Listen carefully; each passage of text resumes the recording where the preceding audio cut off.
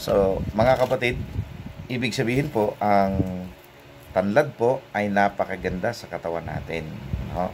So, kung maganda siya sa karne, lalong maganda sa katawan natin. So, ang tanlad po ay tinatanggal po niya yung mga bad cholesterol sa katawan natin, saka yung mga barabarang ugat po natin. So, tatanggalin po niya yung mga daanan ng dugo, daanan ng yung sa ugat natin na may mga kolesterol. Kapag uminom po kayo ng tanlad, no, na mayroon pong pandan, no, so malaking tulong po ito sa atin para mabawasan at matanggal unti-unti, no, yung mga nakabarabara sa ating mga ugat sa ating katawan. Ano po? Kaya subukan po ninyo itong tanlad at saka pandan. So, bakit natin pinagsama? Kasi parehas po siyang mabango, combination po siya para lalo pong maging mabango yung ating pong pag-inom ng tanlad na may pandan. Ano po? Tapos, nakakalinis din po siya ng ating atay. Ano po? Kasi ang atay natin, alam niyo naman po na ang ating atay po ay filter po ito, no? Kapag tayo uminom ng antibiotic, ng gamot, tayo kumakain, uminom, so dumadaan po yan, napipilter po yan ng atay, at yung ating atay po nagtatrabaho po ng malakas sa ating katawan. Pag bumuka po yan ay umiikot po yung dugo at tubig sa ating katawan, yung system po natin. Kaya napakalaki ng trabaho po ng ating pong atay. Kaya kapag ang atay kinapitan na po yan ng taba, ano, delikado po siya. Pag nanigas po yan, so magkakaroon po siya ng liver psoriasis. Ano po? So ibig sabihin po, hindi na po siya gagalaw, hindi na po siya magtatrabaho, mamumutla ang tao, mai-stack ang tubig, mamamaga ang kanyang mga paa, binti, tuhod, katawan, at hirap na po, napakasakit po noon. At pwedeng tatanggalan ng doktor, tatanggalin na lang po ng doktor yung tubig.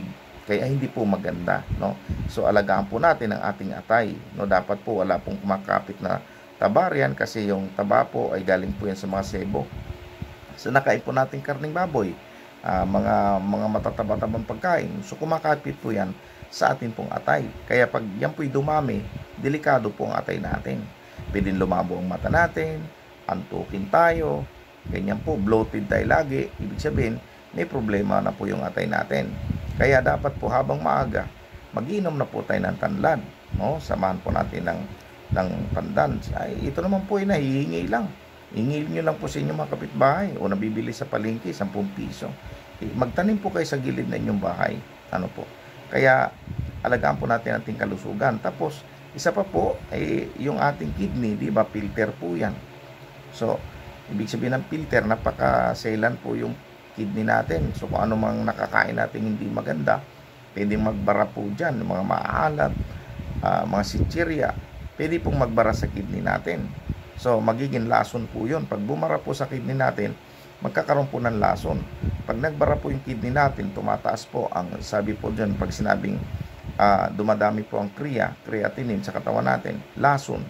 So, ibig sabihin po nun, pag hindi na gumana ang kidney natin, pag tumas ang creatinine natin hanggang 400, 500, 600, hindi na po magpapangsyon yung ating, hindi na po dadaan doon, hindi magpapangsyon dugo natin. Kaya, ang mangyayari sa tao, dialysis. Alam nyo pong napakadelikadong dialysis, lifetime po yan. At bubutasan ka sa liig, dito dadaan sa yung hose para ipipilter ang dugo mo. Tapos sa braso, dito. Kaya, para hindi po tayo ma-dialysis, ang isang dialysis ngayon ay 5,000 to 6,000. 3 times a week yun. 3 times a week, so napakamahal. So, mga kapatid, ingatan po natin ang ating kalusugan habang maaga pa, no? Kaya ako po ay ito po ay marami po tayong iniinom na herbal para sa ating kalusugan. Kaya napakahalaga po ito pong nakita kong magandang combination, yung pong parehong mabango. Ito pong pandan at saka tanlad. So maraming salamat po sa inyong panonood, at kung nagustuhan niyo po ang video nito, pakishare niyo po sa inyong mga friend, sa ating mga kababayan, upang matulungan at maagapan din po at maging malusog po tayong lahat. Okay? God bless po. Buong Pilipinas at buong mundo. God bless po sa ating lahat. Yun, ang sarap po. Ang bango. Yun. Napakabango po. Sarap.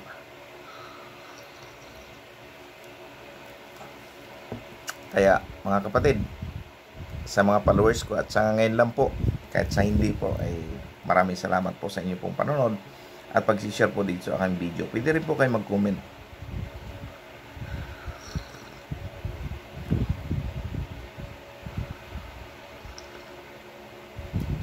Yan, pinalamig-lamig ko lang po ng konti kasi napakainit kanina, bagong kulo.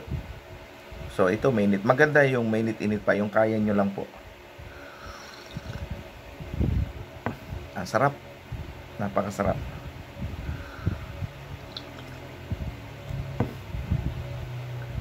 So nawa po ay makatulong po ito sa ating mga kababayan. No? So bakit po walang mga sakit yung mga nasa probinsya? Bihira po sakitin doon, yung high blood, cholesterol, bihira po. Wala akong ako nabalita nagpapa-check up lagi, ganon. Yan. Dahil po laging may tanlad ang kanilang gulay. Bihira pong kakain ng mga karne. Okay, so thank you po. Salamat sa inyong panonood sa aking video. God bless us all po. Bye-bye. Naway maging malusog, maging masigla po ang bawat pamilya po natin sa buong Pilipinas. Bye-bye po. God bless.